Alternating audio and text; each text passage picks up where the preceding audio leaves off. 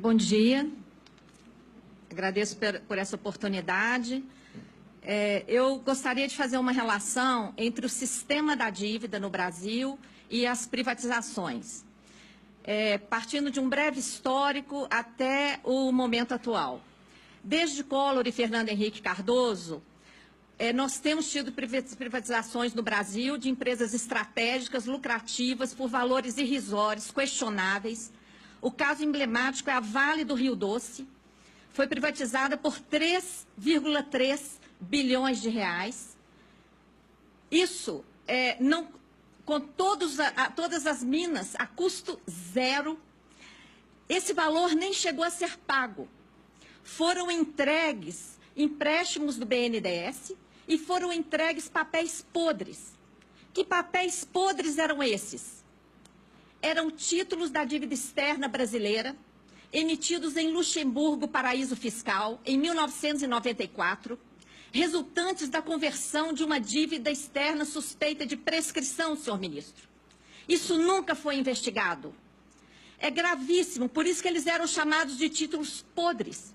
Eles não correspondiam, eles não preenchiam as regras de comercialização de títulos. Eles não poderiam ser negociados em nenhuma bolsa de valores regular no mundo. O que o Brasil fez com esses títulos? Aceitou como moeda de pagamento das nossas empresas privatizadas a partir de 96. Outra parte desses títulos foi transformada em dívida interna, lá no início do Plano Real, quando pagávamos quase 50% ao ano de juros.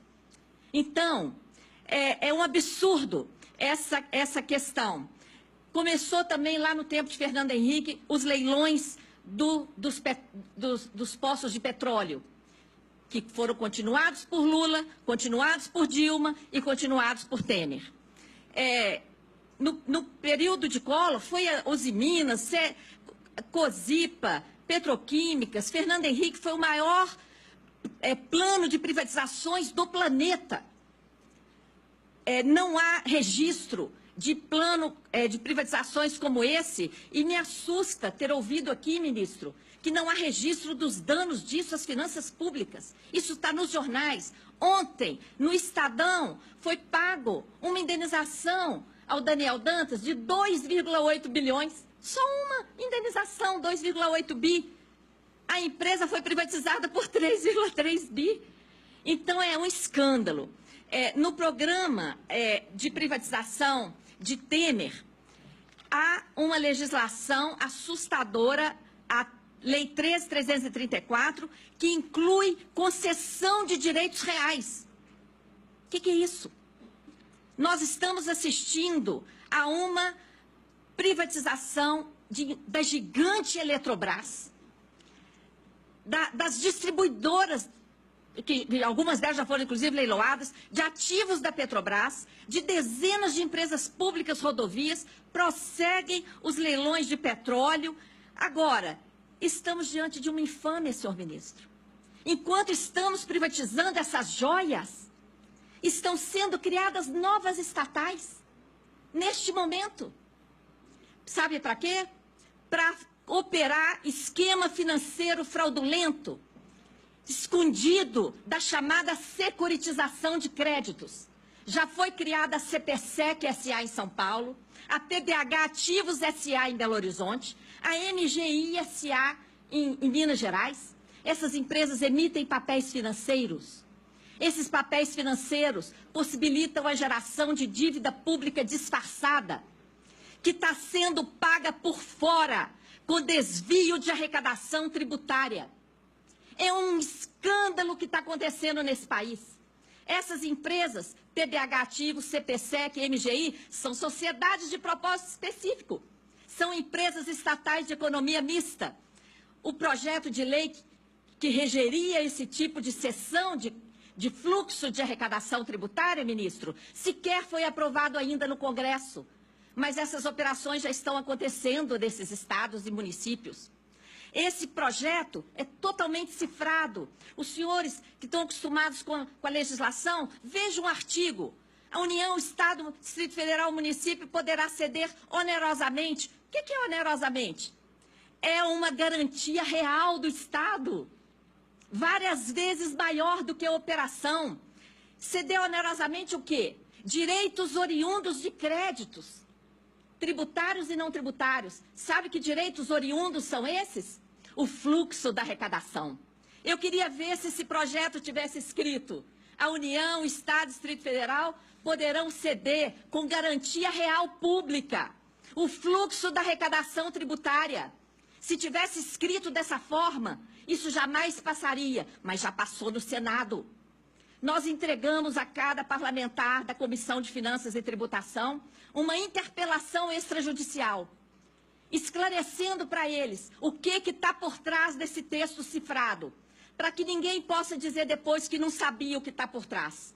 Da mesma forma que os ministros aqui do Supremo não vão poder dizer que não sabiam o que está por trás dessas privatizações, depois de tantos depoimentos aqui do pessoal de Furnas, da Eletrobras, de tantos que me antecederam aqui hoje, com depoimentos importantes, falando dos danos patrimoniais, financeiros e morais à nação brasileira que está representando todas essas privatizações. A propaganda por trás desse negócio fraudulento é que isso iria ajudar a acelerar a dívida ativa, a arrecadação da dívida ativa podre. Mentira! A dívida ativa podre só entra nesse negócio para calcular as taxas de administração milionárias.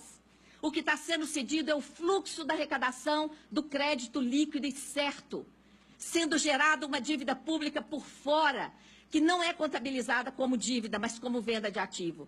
Vários órgãos de controle já se manifestaram contra, mas não adianta, o esquema continua e tudo mais. Qual tem sido a justificativa para as privatizações atuais, senhor ministro? A crise.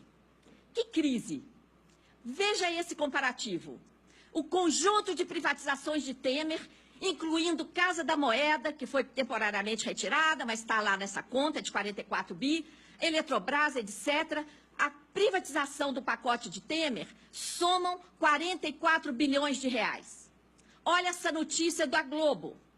Em apenas um ano, de 2014 para 2015, o prejuízo com swap cambial, questionável, tem representação da segunda Câmara do TCU sobre a modalidade de swap realizada no Brasil e ninguém olha para isso. Continuam fazendo. 120 bi de prejuízo em um ano, com garantia de variação cambial para bancos especuladores. O que adianta privatizar todo o patrimônio público por 44 bi e em um ano dá 120 bi de prejuízo com swap cambial? Sabe como foram pagos esses 120 bi? Isso foi transformado em dívida pública, ministro. Outro ponto. A relação da política monetária, que gerou essa crise. Tem uma operação no Brasil que remunera a sobra de caixa dos bancos, disfarçadamente de operação compromissada. São 1 trilhão e 200 bilhões esterilizados no Banco Central, atualmente. Gerando escassez de moeda na economia, impedindo a nossa indústria de funcionar, o nosso comércio, impedindo investimentos nas estatais. Esse dinheiro gerou um custo de quase R$500 bilhão nos últimos 4 anos. Nós acessamos os balanços do Banco Central. Foram exatamente 449 bilhões de reais para remunerar a sobra de caixa dos bancos, com a desculpa de controlar a inflação. E eu digo desculpa comprovadamente pelos dados de 2017, porque em 2017 a inflação caiu, o IGPDI deu negativo, o IGPM deu negativo, e essas operações bateram recorde, atingiram em outubro a sua máxima até hoje. O custo da política monetária, ministro, em 2015, juros de 14,25% a taxa básica, quando o mundo inteiro praticava juro próximo de zero ou negativo. Prejuízo de swap, que eu já falei, emissão excessiva de títulos para formar colchão de liquidez, remuneração da sobra de caixa dos bancos, um escândalo que existe no Brasil, remuneração de juros, como se fosse amortização, ferindo a regra de ouro constitucional do artigo 67, inciso 3, gerando dívida para pagar juros, que é despesa corrente. Tudo isso fez a dívida interna crescer 732 bilhões em 11 meses de 2015. Foi isso que jogou o Brasil na crise. E aí, Depois, a dívida cresceu nesse período, 732 bi, não é? Mas os investimentos foram só 9. Isso jogou o Brasil na crise, não é? E aí, depois da crise, eu vou procurar concluir. Depois da crise, aí vem as medidas para justificar a crise. Tá? Eu vou ter que soltar essa parte da gênese das privatizações, mas o material fica aí. A gênese da crise, com essas taxas de juros mais altas do mundo, com essa restrição da base monetária nas operações compromissadas, amarrando o Brasil, gerando escassez de moeda e uma despesa de 500 bi em 4 anos para remunerar. O swap cambial indecente praticado no Brasil, os prejuízos do Banco Central que viram dívida e a explosão da dívida, pronto, está criada a crise. E aí, diante da crise, emenda constitucional 95, para amarrar somente as despesas primárias, que correspondem aos gastos de manutenção de todos os poderes do Estado e de todos os serviços públicos prestados à população. Ficou fora do teto o gasto financeiro com a chamada dívida pública. Ficou fora do teto o gasto com recursos para aumento de capital dessas empresas estatais que estão sendo criadas para operar o esquema financeiro da securitização. E as privatizações estão justificadas por essa crise produzida pela política monetária do Banco Central. Nós temos no Brasil um sistema da dívida que exige com ajuste fiscal, privatizações, contra-reformas e etc. A dívida é o maior problema do Brasil, senhor ministro. E está aqui neste Supremo uma DPF, a DPF 59 de 2004, impetrada pelo Conselho Federal da OAB, pedindo que o Supremo exija que o Congresso cumpra a Constituição Federal e convoque a CPI mista para realizar auditoria, que está prevista na Constituição e nunca foi realizada de forma integral nesse país. Quem ganha com todo esse esquema? O sistema financeiro no Brasil. Eu queria encerrar com esse quadro, ministro. O que nos move, nós somos uma associação sem fins lucrativos, somos voluntários, trabalhamos de graça para o nosso país, fazendo essas investigações, denunciando tudo isso.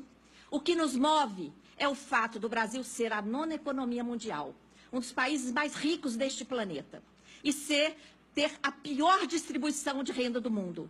Vergonhosamente, somos o país mais injusto do planeta. Somos o 79º país no ranking dos direitos humanos, segundo o IDH medido pela ONU. Somos o penúltimo no ranking da educação. Essa situação não pode continuar, ministro. Nós não podemos aceitar a rifa do patrimônio público, que vai piorar ainda mais essa situação existente no nosso país. Esperamos que o Supremo coloque um fim nessa entrega do nosso patrimônio público de forma irresponsável, com valor irrisório, ainda por cima com financiamentos do BNDES e aceitando papéis podres. Muito grata. Agradeço.